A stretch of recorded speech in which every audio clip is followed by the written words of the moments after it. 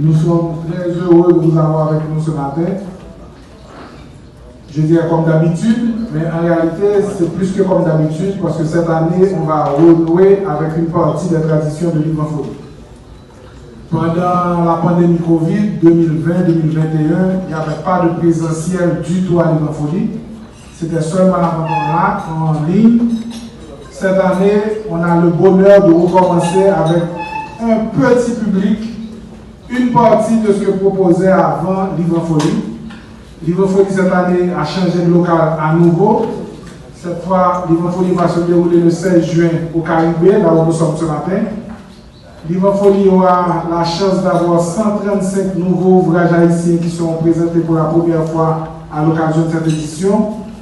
Il y aura 108 auteurs en signature. Alors pourquoi 108 auteurs en signature et 135 ouvrages? C'est parce que certains auteurs, comme Pierre-Raymond Dumas ou Louis-Philippe d'Alembert, qui sont les invités d'honneur, ont plusieurs titres et qu'ils vont signer pour vous le 16 juin. Livre en Folie cette année aussi, c'est une place spéciale pour les enfants. Dans le billet d'entrée, déjà, on donne 5 exemplaires du petit nouvelliste. Et j'ai à côté de moi Nadine Louis de la Fondation Toya qui depuis plusieurs années fait de l'animation pour les enfants à Livre en Folie et qui va recommencer cette année parce que Livre en Folie aura un public. On n'attend pas la grande foule cette année parce qu'on n'a pas la capacité au Caribé d'accueillir la grande foule. Il y a une chose qui disparaît totalement à Livre en Folie cette année, ce sont les cartes VIP et ce sont les milliers d'élèves qu'on savait inviter. On n'a pas la place pour le faire pour le moment. On espère pouvoir le faire bientôt, l'année prochaine, et pour accueillir tout le monde.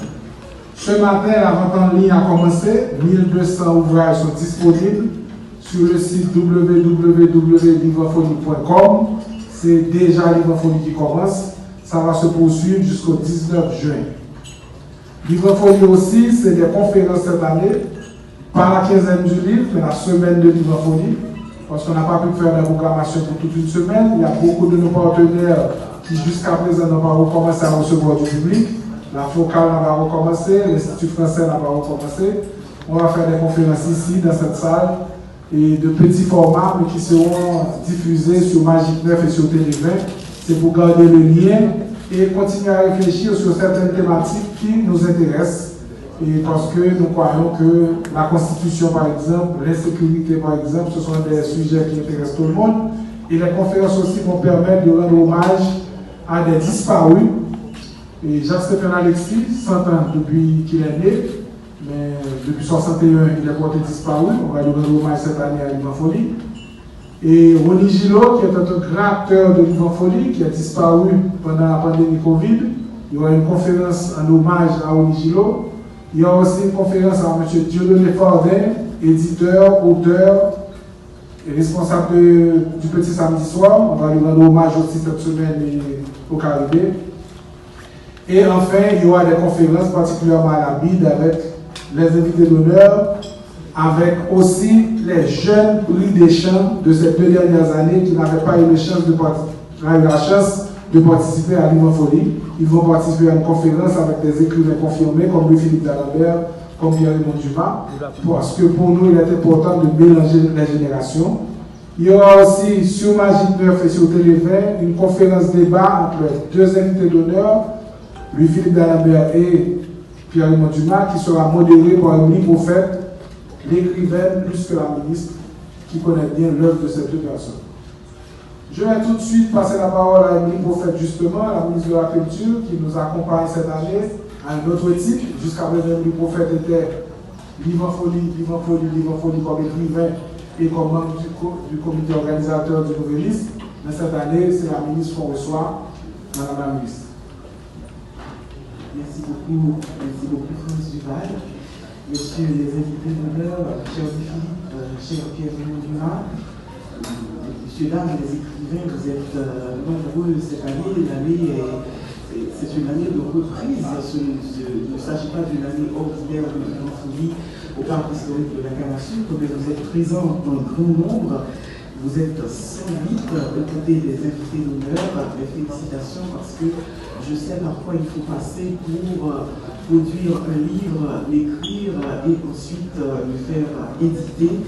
mes félicitations et évidemment je vous souhaite plein succès à cette édition de Livre en Folie. Je voudrais saluer Yves Chebla qui est dans la salle. Yves Chebla, professeur d'université en France, grand spécialiste de la littérature haïtienne, qui nous fait l'honneur, encore une fois, d'être avec nous pour cette 28e édition de Livre en Folie. Ce n'est pas sa première fois, mais comme nous vivons des moments très particuliers, il fait bon d'accueillir des amis qui viennent nous voir de toute manière.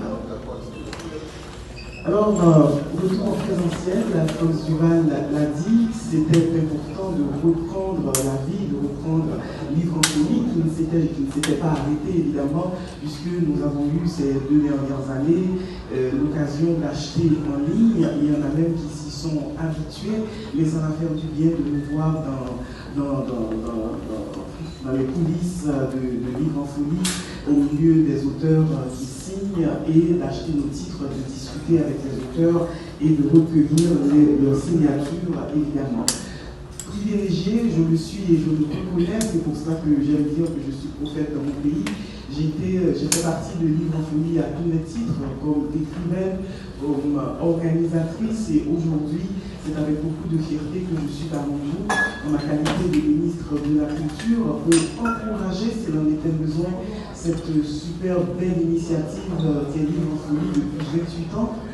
En fait, j'ai beaucoup pensé à Livre en Folie. Hier soir, je pensais à cette conférence en me disant qu'est-ce que je vais pouvoir raconter, moi qui ai tellement dit de Livre en Folie, moi qui crois tellement en cette activité, moi qui fais partie des gens qui ont mis de l'énergie à côté de Franz Duval, de Max Chauvet.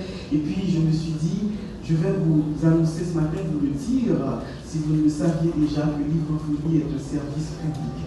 Le service public, dans la mesure où Livre en Folie fait du bien, Livre en Folie pense à la collectivité, Livre en Folie est désormais un événement pérenne qui s'inscrit dans nos habitudes annuelles. Nous l'attendons, que nous soyons auteurs, lecteurs ou simplement journalistes, observateurs. Donc Livre en Folie est un service public et on ne peut pas se passer d'un service public. Et comme a dit un intellectuel français, M. Pierre Morat, le travail intellectuel est un service public. Donc les écrivains font du service public, mais l'événement en lui-même est un service public.